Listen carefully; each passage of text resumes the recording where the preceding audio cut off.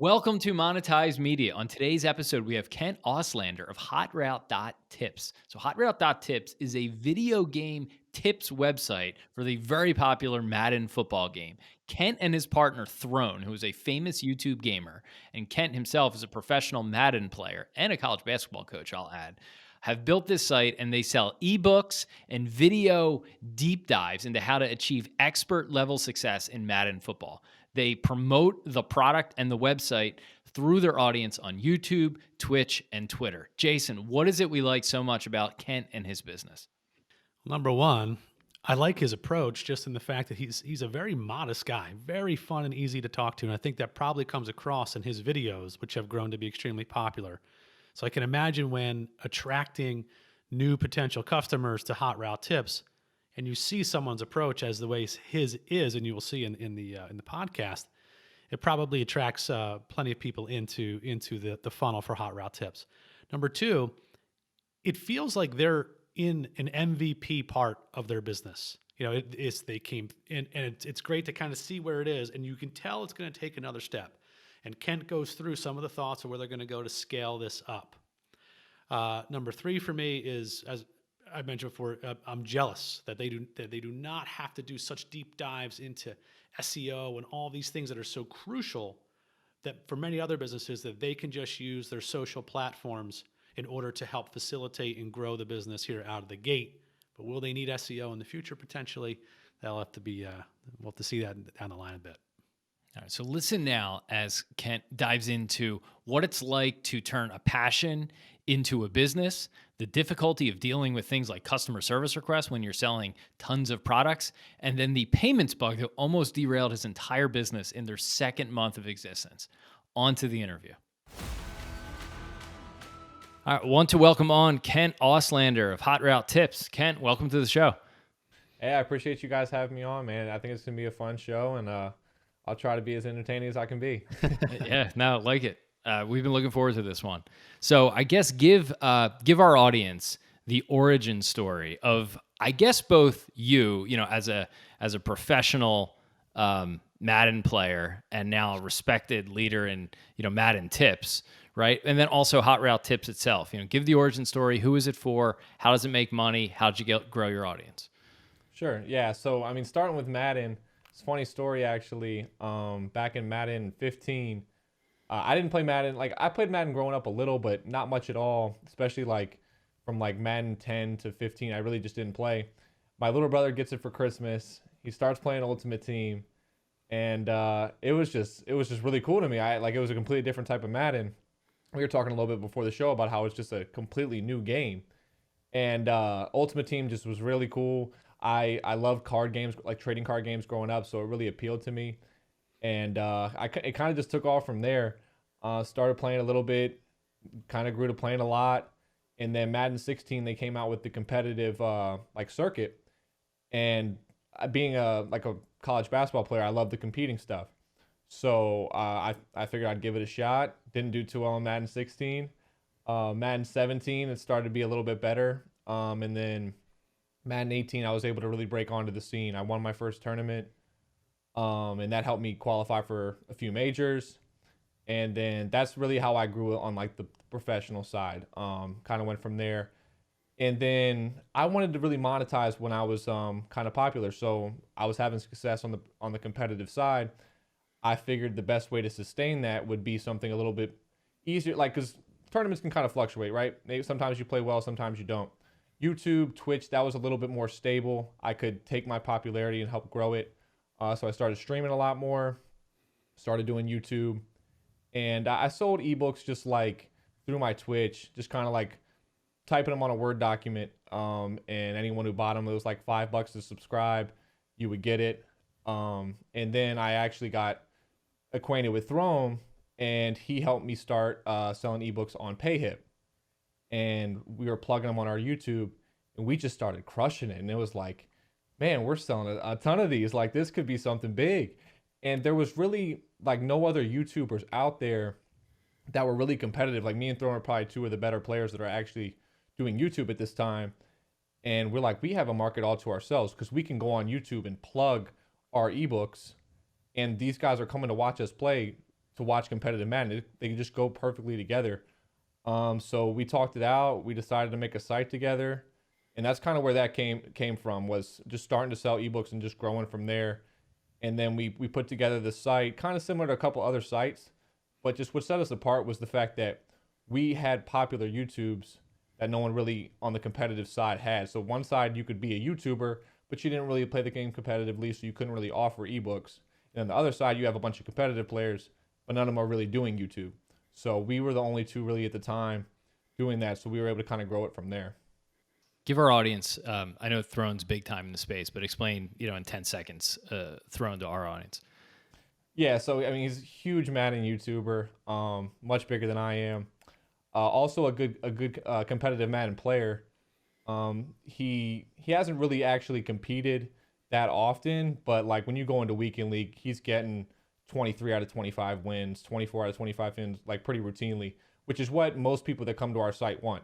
They want to have success in weekend league. They want to make a lot of coins. So seeing him do that makes them want to buy from him. Yeah, the weekend league aspect of it was such a difference maker in hearing how Madden was played. Obviously the MUT process, and then the competition level of when I grew up playing the game, you played your friends. Yeah. And I was big into Dynasty. I loved playing the Dynasty mode, and that was awesome. But then now Weekend League has taken it to a whole nother level. Thus, this unbelievable monetization opportunity that comes along with that, and people trying to actively be on a different level of competition and improving their skill set. Before we get to that, though, one of the questions I have to ask you about is the Freakout video that's on YouTube, right? So, yeah. How did that, like thinking back on your evolution to where you are now, where do you think that played a role in your popularity along with your success, but then along with launching Hot Route Tips? Like, how do you think that video kind of fits into the mold of everything? Yeah, so I think it helped my popularity. It helped people know who I am. That was my first major tournament that I was at, which I think actually kind of led to the blow up. But I just didn't really know how to handle myself. Things weren't going my way. I was younger, and I let it get away from me. But I think Tell people what happened. Tell people what happened for those who don't know. I was in a game. We were in pool play, so four people per pool. I had won my first game. And the second game, if I had won it, I was almost guaranteed to win the pool. So that would give me a bye in the bracket. And so it was essentially a game for $10,000. And things just were not going my way. Like my opponent even told me after the game, like things just weren't going, like everything was going against me. And I got really upset, and I basically spazzed out on camera in front of a bunch of people.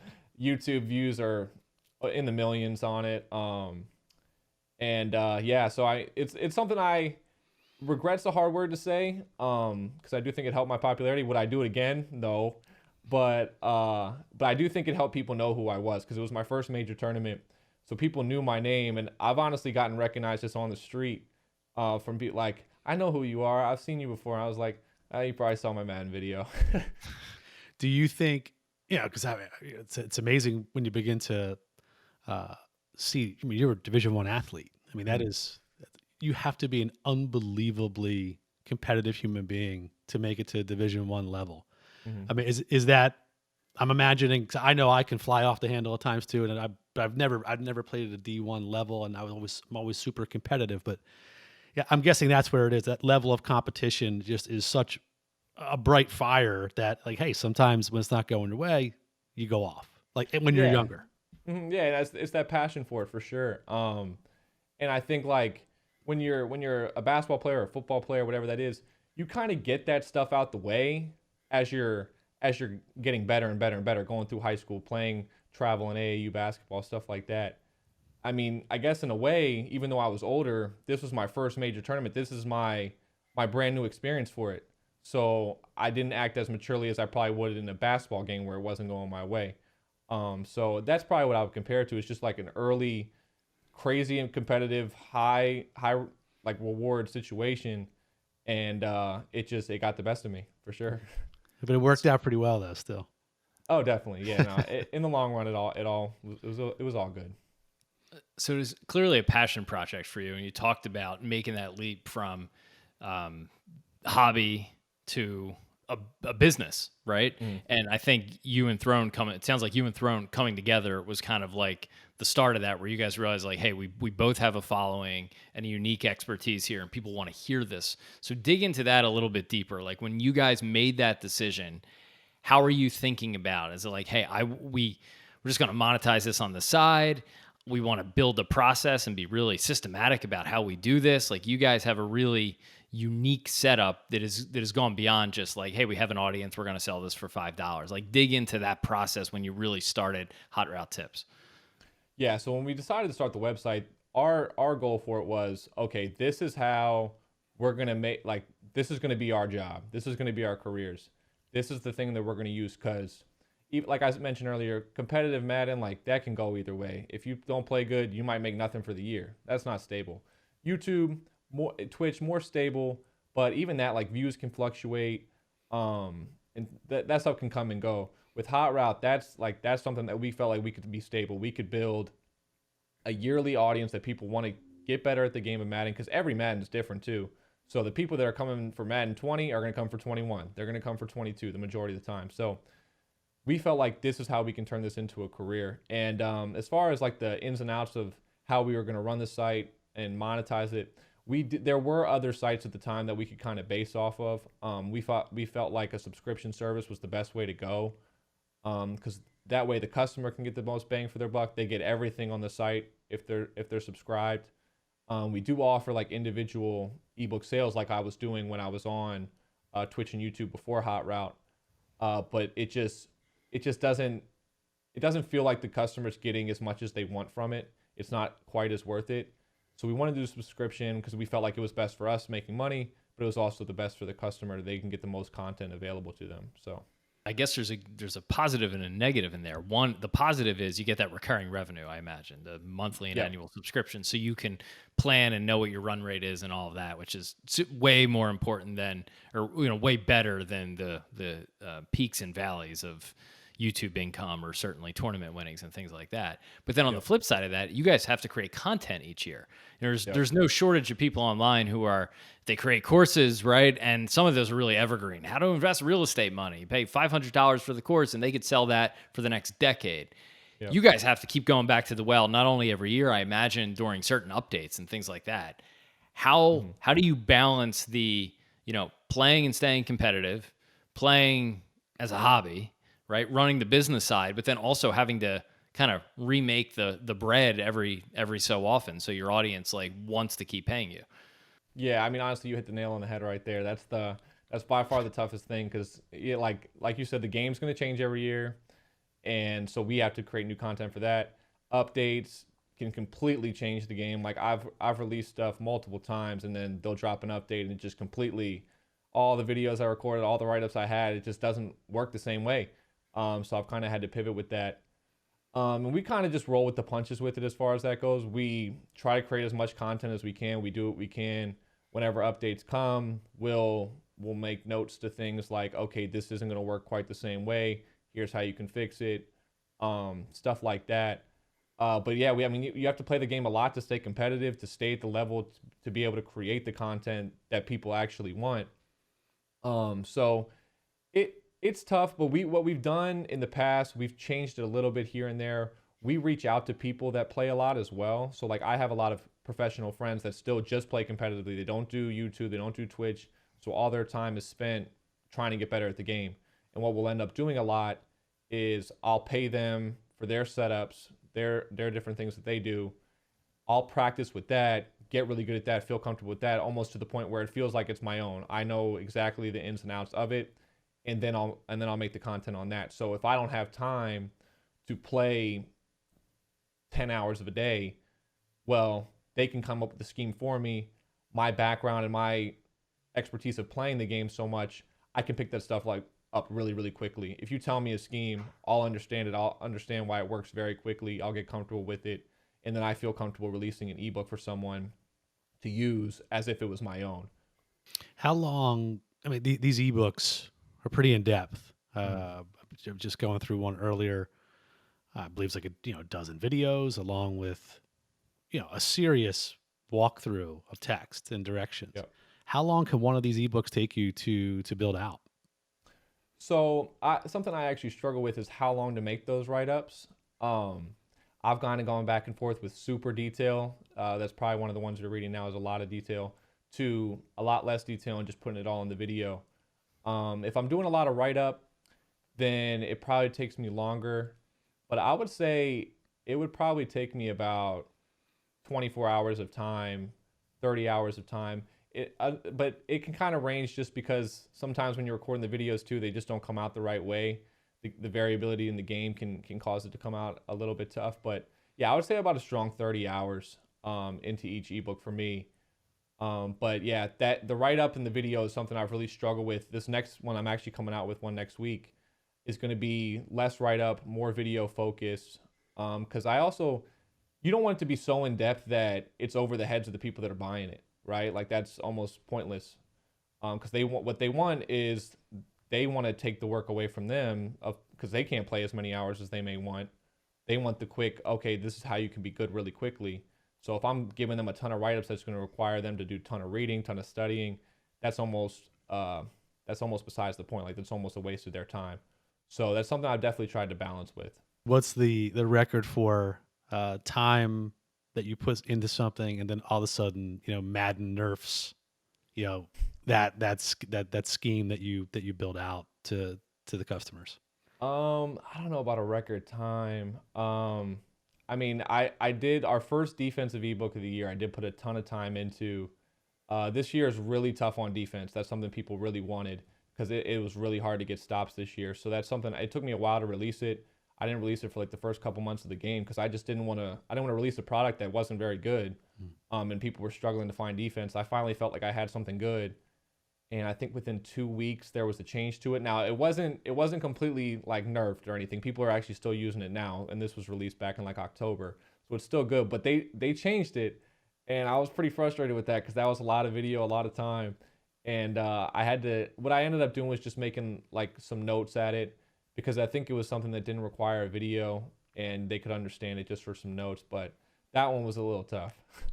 Talk about the variability. You mentioned that because I guess a video, if you're creating a product to help people get really good at something, right? And video games are something where you can kind of get rid of, I imagine, more of the variability than you could in real life. Like it's not a completely random set of events.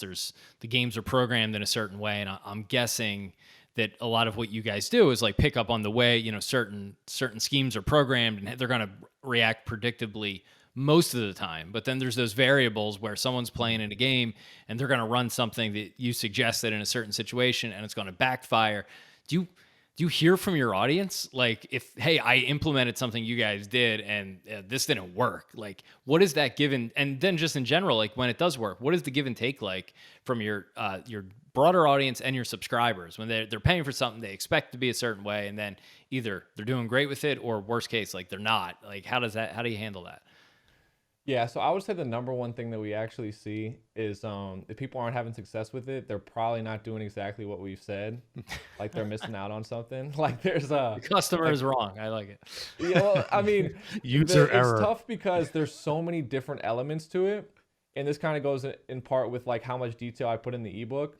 So like there's a new thing in Madden that came out a couple years ago called abilities, and especially defensively, like a defense could work if you have the right abilities, but if you have the complete wrong abilities, it might be terrible. Like it makes that much difference. It's like way more important than any attributes your players may have other than maybe speed. So like an example would be I had a customer, there's an ability called one step ahead, which basically it makes your man coverage really, really good. And the scheme that I released was a man coverage scheme. And they were running it, I'm pretty sure, without any one step ahead players on their team. And I asked them to have 3 minimum, or at least 2, actually. So 2 minimum. And it just isn't going to work without it. And like I said, are you using these abilities? And I wrote them out for him. And he said, oh, no, I wasn't. I'll give him a try. And he came back and he's like, oh, it's working so much better. So like that's a good example of like what we kind of see a lot of the time now. There is variability with the best one's probably block shed time. So like if you have 3 or 4 guys rushing the passer, sometimes you might get 10 seconds in the pocket. Sometimes you might get 2. So if I'm showing someone how to run a deep post that's going to get me 30 plus yards, if you only get 2 seconds in the pocket, you're going to have to throw it to somebody else or roll out, get the ball away. And if like the customer's not doing that, or they're just struggling to get time in the pocket like they need to, well, then it's probably not going to work the exact way that I'm showing it to you. So that's probably the main thing that we run into that's tough, is there's sometimes it's not going to work exactly how I show it to you in practice mode, because you might not get that amount of time in the pocket. Ken, I get the impression that I think I have this right, that your audience, or the people that are buying on Hot Route Tips, is probably something most companies would not have to experience. I mean, your age group, from young kids to older adults. I mean, most businesses, it's like, hey, we have a demo that we go for and it works, right? And they know what to expect. I'm guessing you probably get emails like you described, that kind of communication. And then you may get something like, hey, my son used my credit card to buy, a membership to your site, right? Like, it's got to be all over the place, right? Yes, 100%. We've had multiple run-ins where people are like, yeah, my kid shouldn't have purchased this, and they've ran it for 10 months. and so we run into young kids that have done that, and yeah, we get adults too. So yeah, I mean, our demographic really is just anyone who loves Madden. It doesn't matter what age. So it definitely ranges from young to old.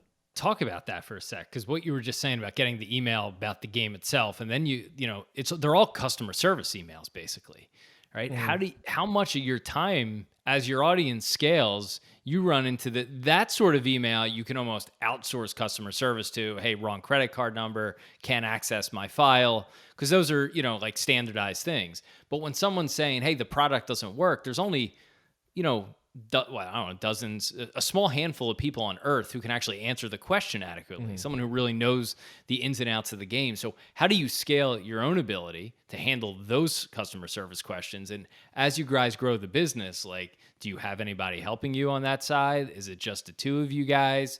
Talk about like the business side of it. From the content standpoint, it's three of you, I guess, right? No, two. So the third one is an affiliate. So he's a YouTuber, not a competitive player or anything. He doesn't create any of the content, but he does like promote the website, and he gets like a cut of people he brings in. Got it. Okay. So it's two of you guys creating all the content and the expertise. Do you have anybody else working on the business side, particularly in customer service? Yeah. So our first hire actually was someone to take care of the emails, because we tried to do it ourselves the first year, and it honestly was a nightmare. It was my least favorite thing to do. We would let it back up. It was bad. We would let it back up a couple of weeks, because there's just emails flooding in, and it was also our launch year, so there's obviously going to be hiccups with just stuff with the site and everything, like going through it. So not only were we getting customer service about like stuff like people took my credit card, I meant to cancel, didn't cancel, stuff like that. We're also having issues like with the site, just small issues. And then we get the questions about like the schemes working and all that. So our first thing that we definitely did was we went and got someone to take care of the emails that weren't Madden related, right? Like anything customer service based. Madden stuff, the person that does the emails will usually reach out to one of us to answer it, to say, hey, we got an email about this. And the other thing is we didn't have this originally, but we added our Twitters right below the contact us. We have a contact us button where you can send an email. But we said, if you want to reach us immediately, reach out to us on Twitter. It's a lot easier for us to just DM it back to you. So most of the Madden questions actually have started coming through Twitter. We rarely get them in the email anymore. So that helped. But if we ever do, she'll just say to one of us, hey, I don't know how to answer this question, so can you guys take care of it? And that doesn't happen all too often anymore, which is lucky. What about seasonality, Kent? Like the game comes out end of August, I believe now. Is that the peak for new members coming in, and then it just rides out through the Super Bowl, and then after the Super Bowl, it's like, hey, it's kind of like the off season. Is there a seasonality, and if there is, how does that play out during the season or the year? So there's definitely seasonality. I would say the first one is like right when the game drops, we'll get a spike. Now, obviously, right when the game drops, we don't have any content yet, so it's not our biggest spike. The next spike would be whenever we drop our first ebook, whether it's offense or defense, we'll get a spike then. And we're not really we don't really push it on our YouTubes. I haven't been posting as much, but Throne, Like he's not going to say, hey, come sub to the website when we have nothing to offer. So that's when he really starts plugging right at that first release. And then we also we get a nice big spike at Christmas. Guess people are getting the game at Christmas time. And then I would say like it's pretty steady through the Super Bowl. Then we see a little bit of a drop off, and it's still solid probably through May, and then June and July are our driest months, and then right when the game drops again, we kind of start the cycle back over. But we expect it to be a little bit more of a dry period, honestly, than we have seen these last few years. Like it's lasted through like that April May months that we just didn't honestly expect before. So we've been happy with it. Do you think the pandemic helped with that, especially in 2020 where people were just home and, April, May of that year was, I imagine video game eyeballs were up across the board for everyone in the space. Yeah, I think it helped some. I honestly thought we might see a bigger spike than I think we did. But I think it helped some. I mean, people just having nothing else to do other than play video games was pretty helpful. But I think also for some people, money was just tight too. So that might make it like a little bit counterproductive. But I feel like there was a little bit of a spike, but not as much as we would have expected. It was an odd time too. So many, kids and people are home. They're on their screens already for school. I'm sure it was, to your point, like one would think one thing would happen, but there's those characteristics of the day that can dictate something else. But I mean, the one thing for me, it wasn't Madden, but just seeing, I think, Barstool, a big cat at Barstool was playing like college football. He was like NCAA 14 on Twitch. I believe at one point he had like over 700,000 people watching him play like his Dynasty Mode Championship. And I remember just thinking to myself, like, wow, that's insane that this is where we are in the middle of COVID, and look at this insane focus on video games. Right, right. And that was an awesome game too. Yeah, it was. Thank God it's coming back, and I guess about one more year. Yeah, that's exciting.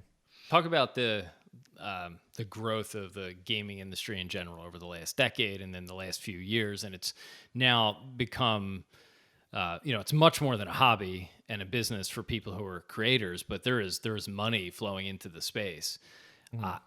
Just talk about that from your seat in it. Like, what has that been like to kind of be a part of? Yeah, I mean, it's crazy. I'd say the craziest thing and the best example of it would be my parents, because like when I'm first starting out on this stuff and I'm able to make some money, I'm explaining it to them. They don't get it. Like they're like, what do you mean you're making money doing like playing video games? Like that's not something we ever did. So that's probably the best example of it, is we were able to do something that's been fun and a hobby for however many years. And then Twitch comes out and Twitch makes everyone's enjoying watching people play. And then YouTube gaming is just like such a big thing now. And that's probably the biggest thing, is just helping show like now my parents like completely understand it. And when I explain to people like what I do for my job, it's not as like outlandish and weird sounding as it probably would have been 5 to 10 years ago. So it's just people are becoming more comfortable with it, and everything's just developing. Like Twitch is still young, and it's continuously changing and growing, and YouTube's been around for a while, but the gaming part of it is really growing as well. And you see different ways of monetizing all the time. Like from the time we came out with our Madden site on Hot Route, I think there's probably 3 or 4 more sites that even since then that people have came out with. So it's growing every day. I love the parent test. Jason and I always talk about like the dad or the uncle test. I started a sports blog 12 years ago, and when I wanted to quit my job, my dad was like, I don't understand how more eyeballs turns into dollars on the internet. Like, just trust me, it does, right? And you kind of got to get them across that threshold. But once the parent or the uncle gets it, like it's reached some level of critical mass. Definitely. YouTube and Twitch are two huge platforms, to say the least. So if you're able to put out good content and get it in front of the right eyeballs, you guys can kind of leverage that to grow and then promote your products. Do you guys market in any other ways? Not really. I mean, we'll post on Twitter and stuff, but it's really all social media stuff from ourselves. We don't really we don't pay for any advertising or really anything like that. And it's really the perfect scenario, because people who watch us on YouTube, some of them will probably watch just for entertainment, but a lot of them are watching so that they can get better. They're seeing how we play. They're seeing the adjustments that we're making. And then to take the people that are already coming to watch you to try to get better, and then pushing them to a product that's going to help them to get better, it couldn't be any more perfect. Like you see lots of people on YouTube that push stuff isn't necessarily like completely with their audience. Now, it probably applies to some, but like it's rare that you see where the audience is almost 100% applicable to what you're pushing. So it works out perfectly. Yeah, let's dive into that a little bit because when I asked my son, I said, how did you stumble across Hot Route Tips? And he said he either saw a video of you were thrown and was going through it, and then he heard you guys mention the site, and he's like, I want to go check this out.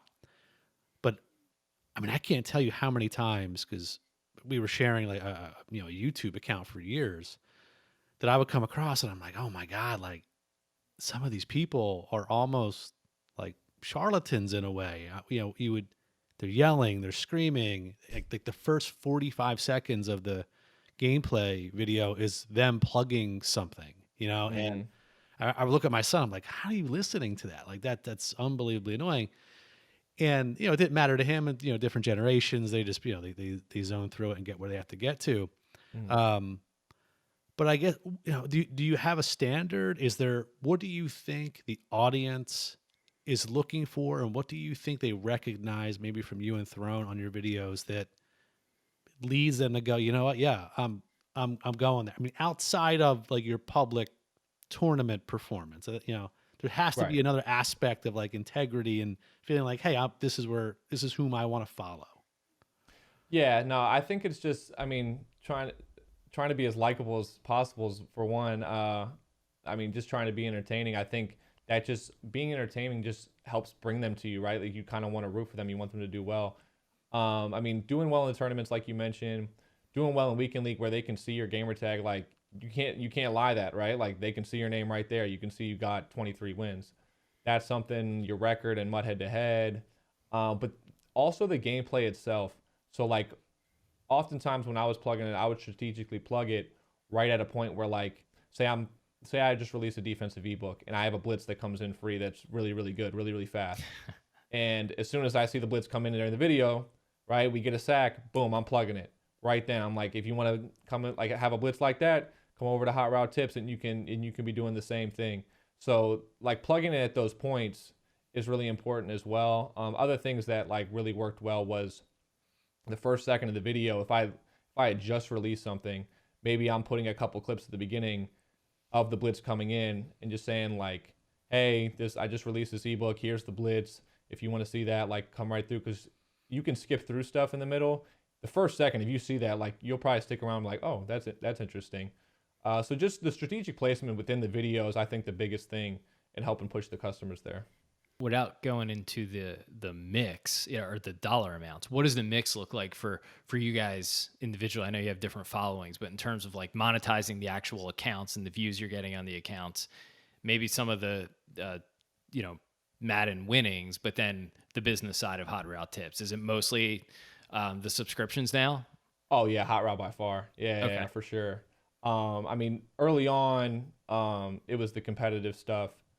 But as we grew Hot Route, like I even stopped competing mostly just because it's almost a waste of time. Because if you do well, great, like that's awesome. But for every time you do well, there's gonna be 5 times where you fall short and you don't make anything. And like I just spent all that time when I could have just been making content for the site or making YouTube videos and stuff like that.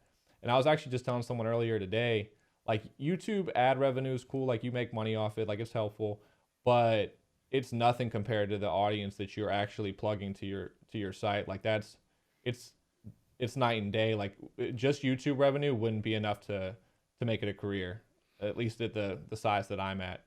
And to be able to plug it to Hot Route makes it a very nice, viable career. So it changes everything.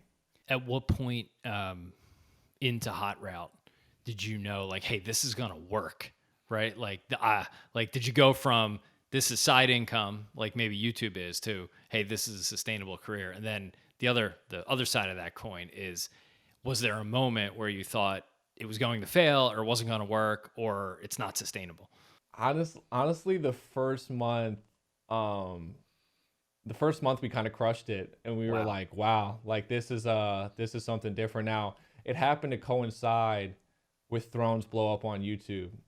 Our very first month of Hot Route, he had a video go over 1 million views. Wow.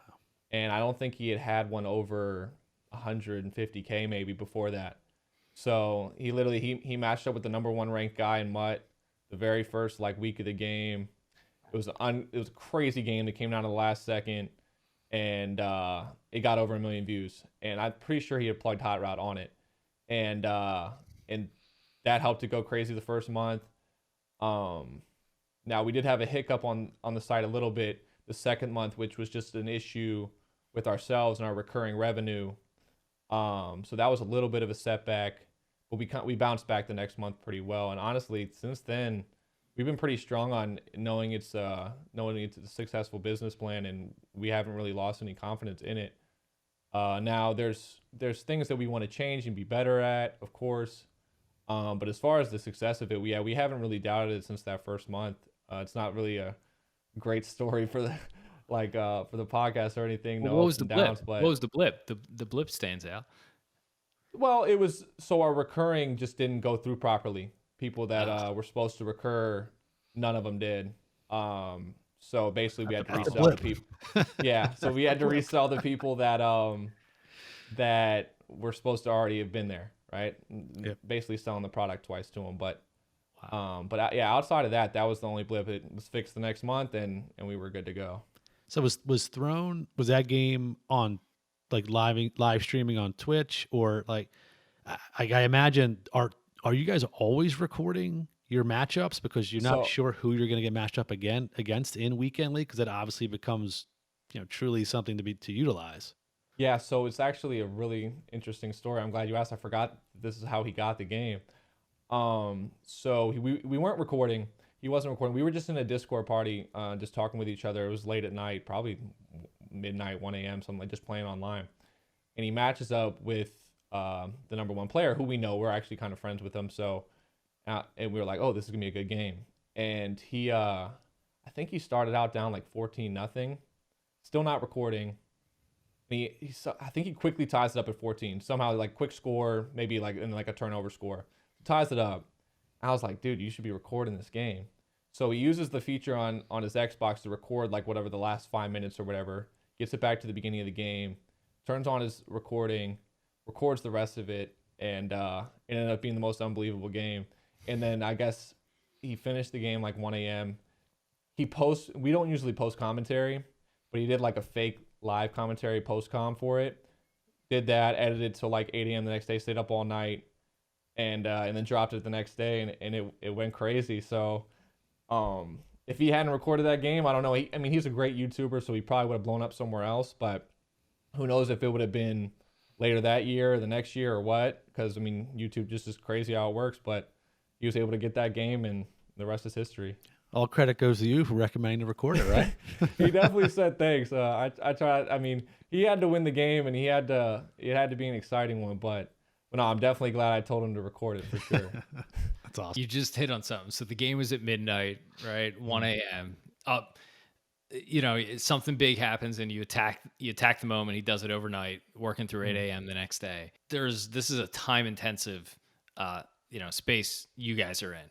Talk about the work-life balance, right? And you're young, you're in your 20s, like this, you could do this. You just mentioned before we got on, you got a puppy or two, right? But like, yeah. How do you balance like, the real world outside of this? And I don't say that to be glib. Like we're guys the two of us were bloggers and SEO guys for a decade. So we spent more than our share in front of a laptop, but how do you do it now? And then in the future, like, how do you think about like, hey, I get married, have kids someday? Like how do you try and plan for that too? To be honest, at first it was crazy. I was on insane hours. Like I was actually, when we first started Hot Route, I had 1 semester left of school for my graduate degree. And I wanted to get that because I was so close. So I was going to grad school. I was actually living with my brother and his wife now. But I was staying up. So he's a basketball coach, which I actually am coaching basketball now too. But he was a basketball coach, and they would go on crazy road trips. He'd come back at like 6 a.m., 7 a.m. I'd still be up, hadn't gone to sleep yet, whether editing a video or doing stuff for Hot Route or just playing, trying to get better. And like, so I was staying up till 6 a.m., sleeping till like 11, and then grinding the rest of the rest of that day, waking up, going straight to my computer. It was honestly unhealthy. I did it for about a year and a half, 2 years like that hard and stressful. And it definitely helped. My YouTube was going like really, really, really well. I've taken like a slighter step back from it. I can't do it anymore. I got married. So I put in the hours to be really good at the game. I put in the hours on Hot Route. I haven't been doing as much on YouTube. I've started to get back into Twitch now, but it just wasn't a healthy pace at what I was going, and it was unsustainable. But if I hadn't, I don't regret doing it for sure, because if I hadn't, I don't think I would have gotten to the point that I'm at now, where I can kind of take the step back and still have a lot of success with it and still have it be my career.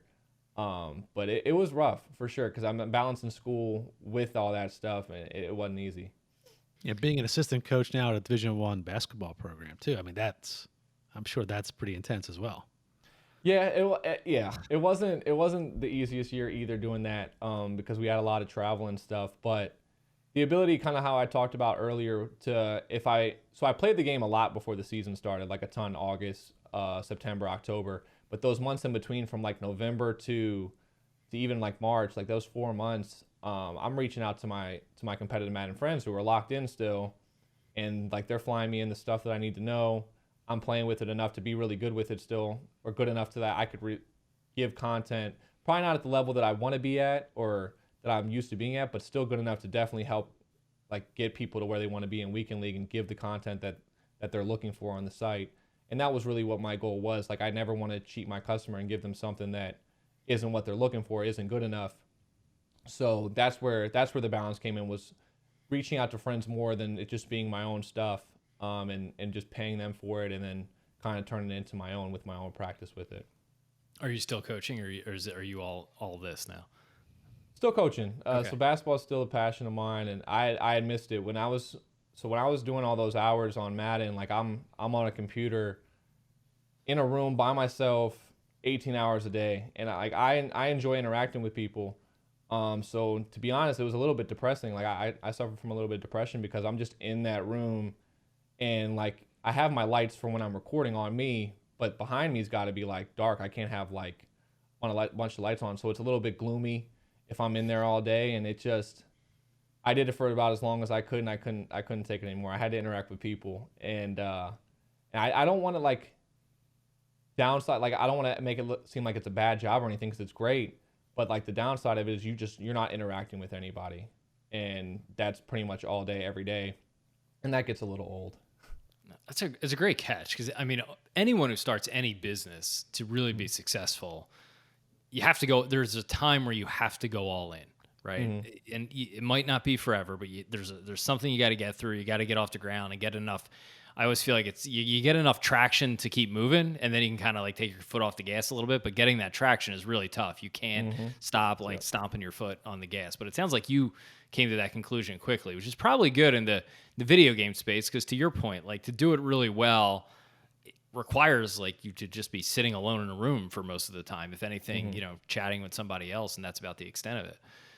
Yeah, no, for sure. I mean, I would say like, it's exactly what you said. You have to do something to get the ball rolling. And once you get the ball rolling to a certain point, you could take that step back. And like the biggest thing for me, so the one weekend where I really took off, where my YouTube really hit, because we already talked about Thrones, was I was going to visit a friend at college. I had happened to play at a popular YouTuber for his channel like 3 days before that. And then he was going to release the video. So I was like, I have to edit this video too, because I was recording it as well. I have to get this video done before I leave. And so like I got no sleep before the day I had to travel. I was up super late, and I got the video done. And then we're driving down to visit my friends, and we both released the video at the same time because we can schedule it. And his video went off. He had plugged me, and then my video went off. So like by the time I finished the trip, my YouTube had been going through the roof, and it was pretty awesome. And like from that point on, it was really like steady growth. And then I had a couple other really big videos that helped me take off later on in the year. But Like that was the point where I was like, all right, my YouTube's made it. Like I'm at the point where I need to be, and I kept grinding hard for like the next year or so of putting in like those crazy hours, but that was where the point where everything kind of changed. You're certainly not alone in the needing people interaction. You know, Hmm. I worked from home for about a decade before Kyle and I partnered up about 4 years ago. And when the opportunity had come in front of us, I mentioned it to my wife at dinner one night, and she just looked at me and she's like, you know, y- you need to go work in an office with someone and have interaction. She's like, no offense, you're Yeah. getting a little weird. Like, yeah, it's just time. And now Yeah. after working with Kyle, I'm even more weird than ever. But yeah, it happens. It happens to all of us. No, definitely, man. Because it's, I mean, I've played basketball my whole life, so I've been with the team, and I'm going from that to being like, I'm waking up, I'll eat breakfast, if not, maybe just like a protein shake and bring it in with me, and I'm working for 10 straight hours, and I'm not talking to a single other person until maybe the nighttime, until it's 10 o'clock at night, and it's just like, yeah, I just got tired of it. Yeah, I just couldn't do it. I don't blame you. How do you? It's great that you have built in that like almost forced interaction, right? You enjoy it obviously, but either playing or coaching basketball, like at a certain time, you have a clock where you got to be there and be with Hmm. other people and spend a whole lot of time with them. So that's got to be helpful too. Yeah, no, I mean, it's helped my schedule, like my actual schedule, because when I was just doing hot route, like nothing else, just doing YouTube hot route and all that, like my my schedule just like I go to bed when I wanted to, and I'll work super late, and then wake up whenever I wanted to. Whereas now, I have to be at practice by a certain time, so that means my hot route, my Madden, all that stuff, that work needs to be done by whatever time I need to go to bed. Because if I'm waking up at 6 a.m., I can't be working until 4 a.m. Yep. I have to get my work done, and it kind of helped me. My wife definitely appreciates it because I'm not on those insane hours anymore. Um, but yeah, no, that's helped me with my scheduling. How do you think about growing? Obviously, anyone who's running a business, you always want to push and get a little bit bigger and get a little bit bigger. But because of all the things we just talked about, that comes with a time commitment and a work life commitment. Do you think about bringing in other people, different channels, just doing the same amount of content, but reaching more people through more traditional marketing? Like, what's next for you guys? Yeah, so the biggest thing right now for our growth, honestly, what our model is growing on YouTube. So whether it's me, whether it's Throne, Twitch, YouTube, growing our audience automatically grows the people that we're trying to advertise to. Now, past that, something that I've really thought about going into future years is having other people making content, because it can be monotonous probably for the customer to only hear from us too, our own perspective. So hiring professionals that play the game to actually record their stuff. So kind of cutting out that middleman where they show me the scheme, I run it for a while, learn it, release it.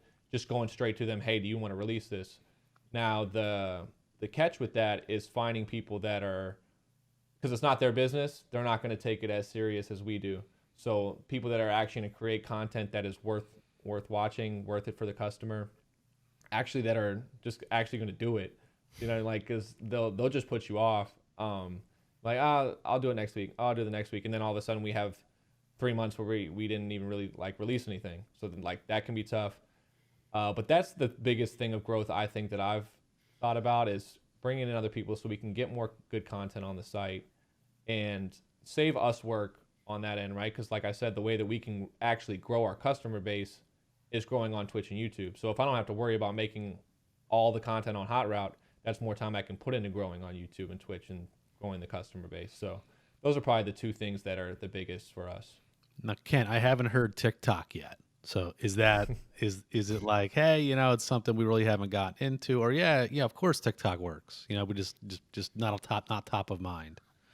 Yeah, so I think Throne actually has a TikTok. That's a good point because those things can go like super viral. And if we just have like a 5 second plug at the end, like, hey, come over to High Route Tips, is actually a good thing to do. Now I haven't came out with TikTok yet, but I've definitely thought about it just because. So YouTube came out with YouTube Shorts, I think like a year and a half ago, and you could literally create the same video for a YouTube Short under 60 seconds and release it over on a TikTok, no extra work. Yep.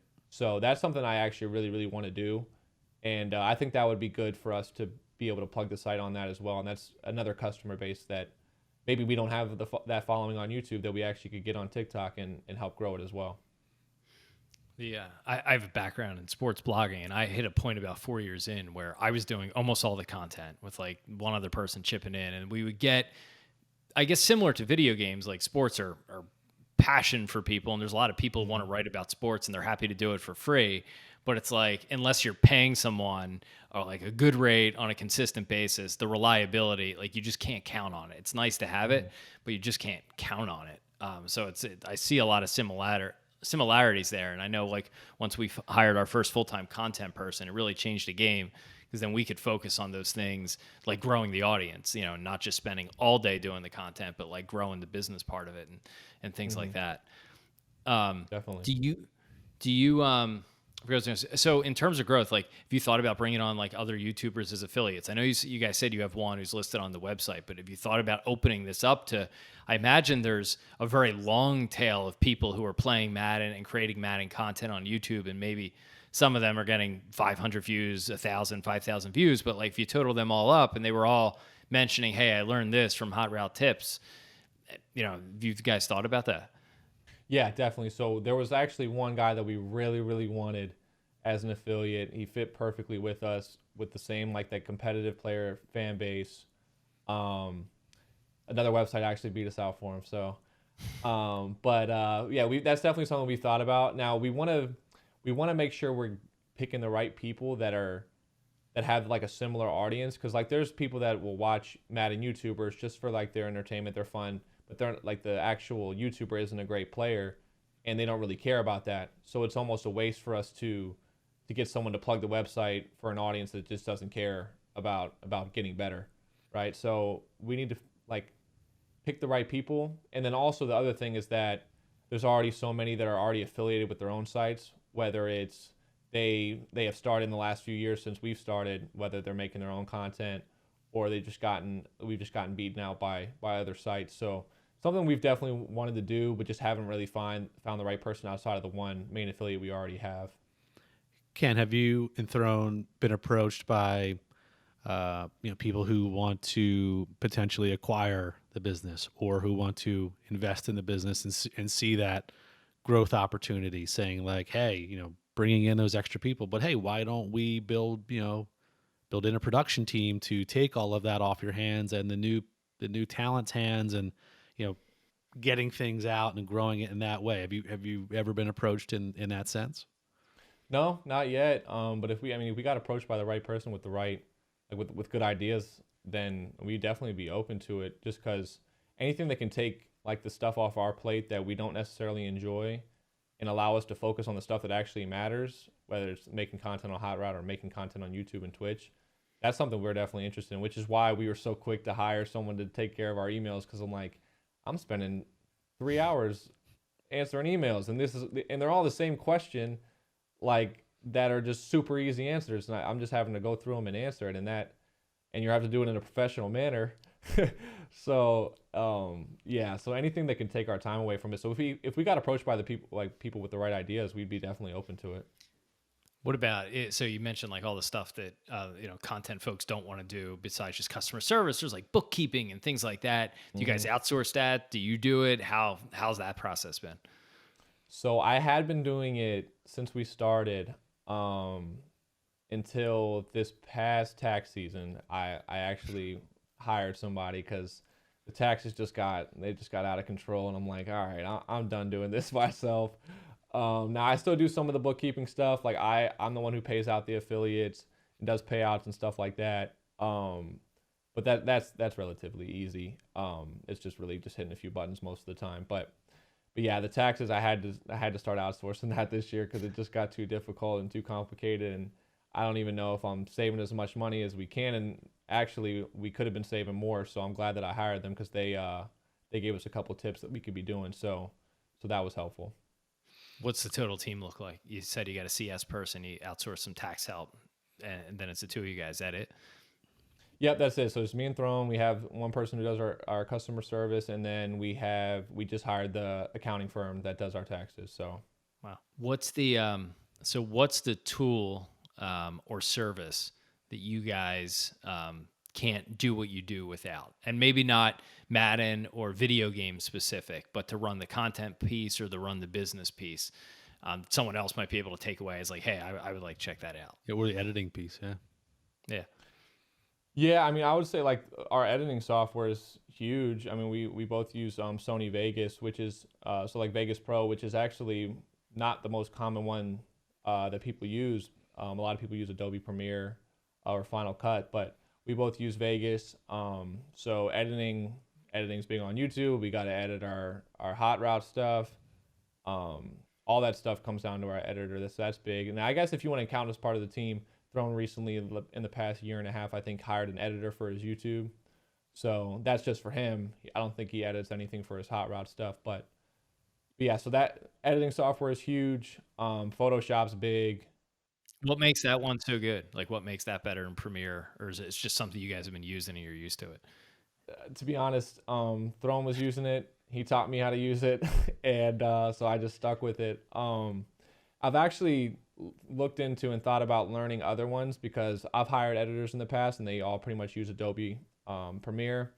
And if there's anything I ever needed fixed or changed or tweaked, I have to tell them. They'd have to go into their Premiere and actually fix it themselves. Whereas if I understood Premiere, they could just send me the Premiere file and I could make any quick tweaks I needed to do.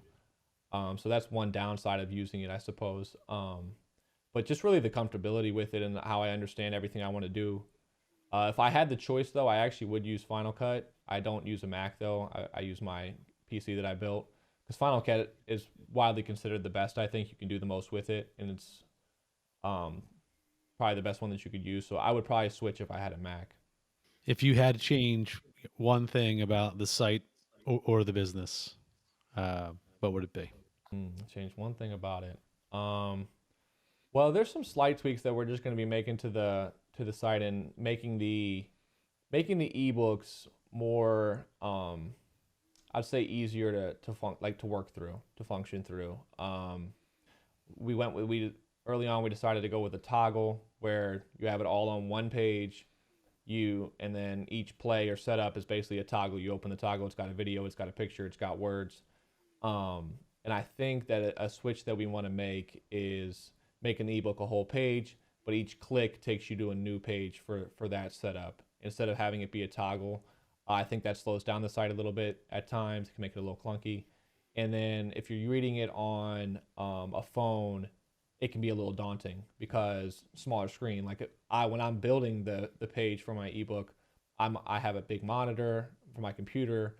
It's fine. But if I'm reading it on my phone, it looks like a lot of words. It can be a little distracting. So I think making it, instead of one page with toggles, making it pages that takes you to a full page per setup. Is there a software you guys use for that? Or one that's out there? I imagine there's got to be some sort of like standardized ebook tool to pull all that in and it's mobile friendly.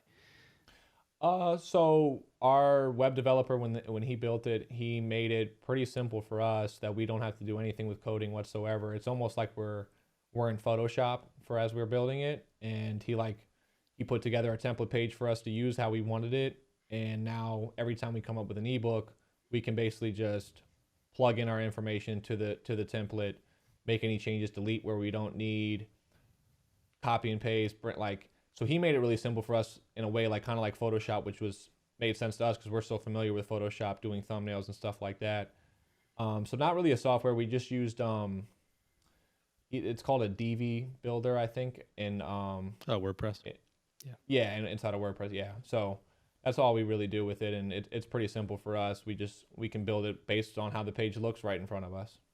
I love peppering our gas. I always tell Kyle, Kent, I had my head just down for 15 years in daily fantasy sports and then regulated sports betting. And I'm just fascinated to hear all the success stories, especially yours, and how everybody's done amazing in all these other verticals. It's just like a joy to sit down and listen to this. So I appreciate it. It's awesome. I appreciate you guys having me on. It was cool to go back through stuff, remembering stuff that I didn't even remember myself, like the the throne story where he blew up off his video is an awesome story, and I completely forgotten about it. So Kent, tell our audience where they can find you. Plug away the website, social handles, Twitch. Go for it.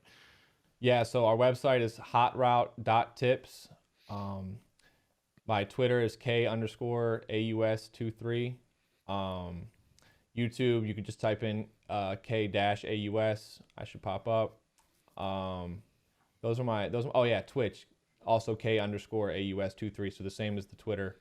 And if you go to my Twitter, I got all my links on there, Hot Route, Twitch, YouTube, all that stuff. So I appreciate you guys.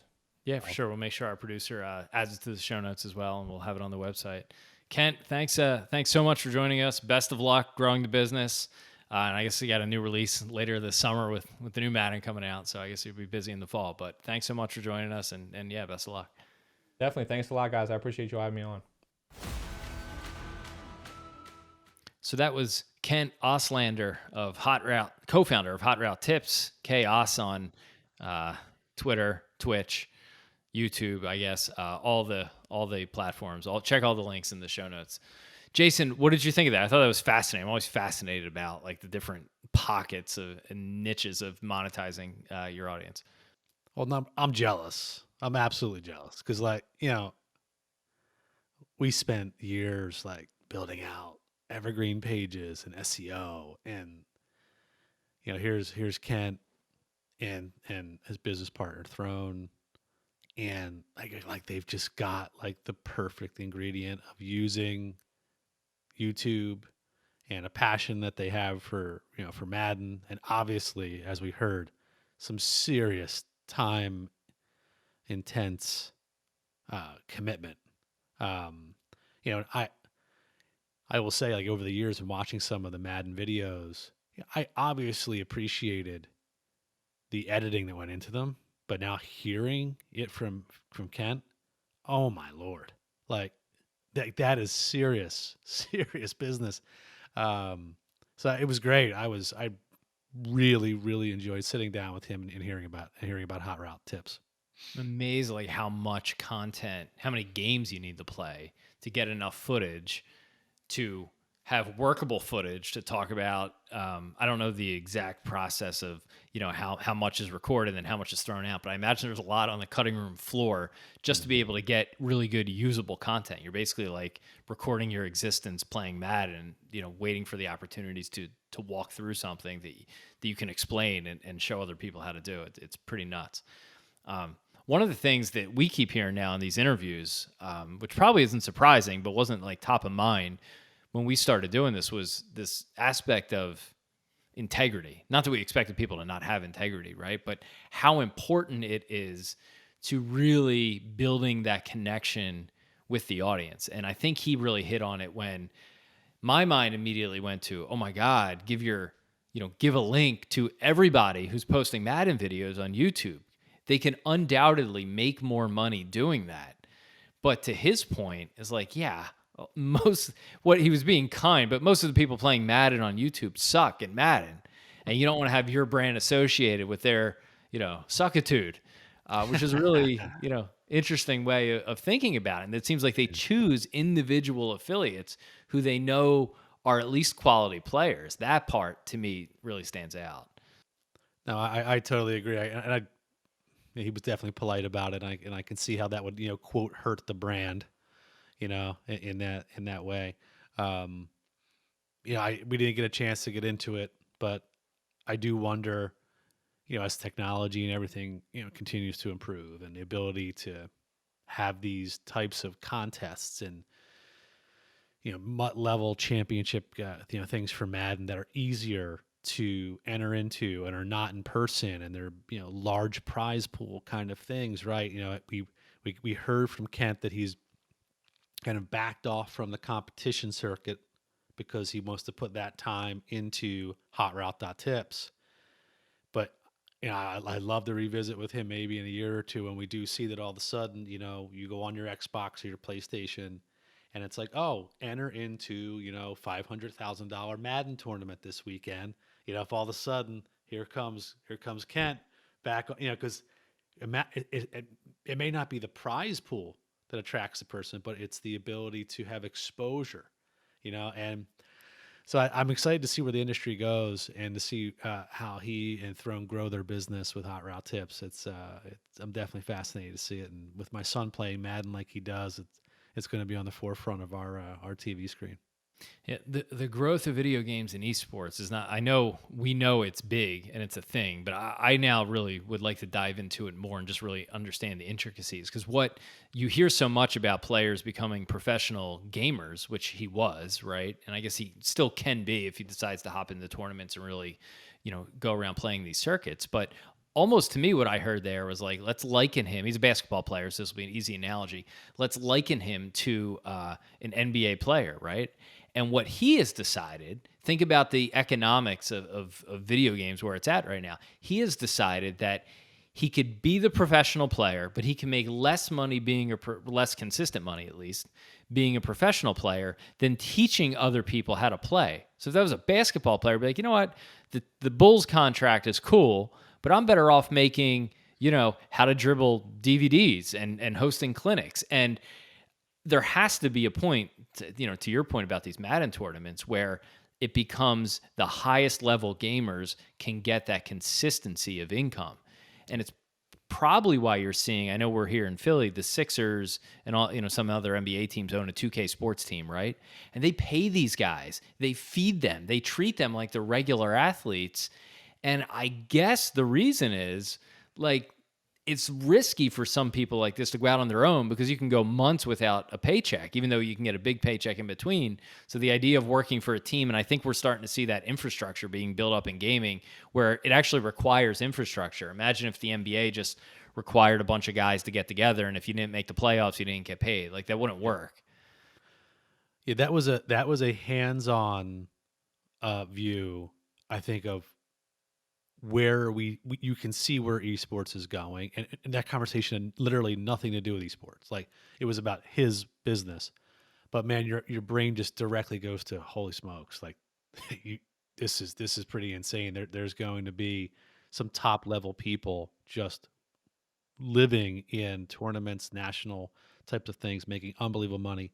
And by the way, as we know, some of these esport tournaments hosted at Madison Square Garden are bringing in, Super Bowl like viewers across the world. Imagine all of a sudden, I mean, could we be staring down on a major, uh, brand? Who knows? Amazon. I mean, now that we all stream everything, nothing lives on ABC, CBS, and NBC anymore. Could we see on the weekends a massive, massive Madden tournament that is just attracting huge audiences? And if you get to huge audiences, that's where you get the participants who are able to be paid for participating. If you're reading between the lines on him, like I can go play 6 of these things, I win 1, and I make 0 or effectively nothing, maybe unless you're like top 2 or 3 on some of the others. I'm sure each game has a different tournament. But to your point, once it's an entertainment product, and it already is, let's be clear about it. But once it reaches that mass scale where it's getting consumer adoption, then people can actually get paid just to have their time to participate. The other thing that jumped out to me that he said was he threw that aside and went all in on this, right? And I think there's a lot of things and it sounds like he keeps the YouTube ad revenue because it provides like some sort of baseline of income. And I know on some of our sites in the past, I've been personally there with programmatic advertising. It wasn't enough to live on, and you had to do affiliate and apparel sales, but it was like a guaranteed small check every month. That at least it's like, okay, I know I'm getting this, and all the other stuff can go crazy, but our audience is X. But I feel like there comes a time for people who have audiences and are creating and monetizing that you have to actually leave money on the table with some revenue streams to maximize others. And for us, we had a lot of success as affiliates. We eventually just turned off the programmatic ads because they were getting away of the much more lucrative affiliate ads. And be interested to see as we go through this how many people are like, you know what, I get 10% of my money from here, but it's not even worth the headache or the time or the interference, and it stands in the way of the other 90% that I get. We've talked about this before, and I'm sure we'll visit it with more guests, but I think we've come to the point with the way we use and view internet content and mobile content. This visiting a digital property and being hit over the head with ads, it's over. Like it cannot happen anymore. and nobody wants it. The user experience has been completely ruined.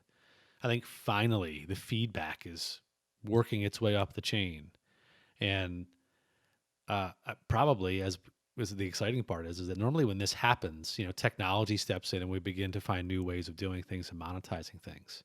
But I agree with you. It's I think we're going to continue to see that, and I think Kent's made a wise decision. Two opportunities. So as we talk to people here, I think we both naturally like to see hey, what are the opportunities? So I want to hear yours. I have two. At the end, I asked him about the ebook software, and it sounds like they had a developer do a WordPress theme with Divi, and it's able to kind of spit out, or Divi. I actually don't know how you pronounce it, but it's able to spit out something in the form of an ebook, which I guess is just like something behind a paywall.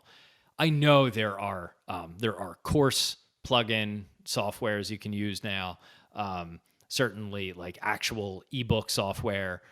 Pretty much anything you want that can be monetized, there is a tool for now, and I'm willing to bet, and I'll probably do it right here, like plug in ebook software.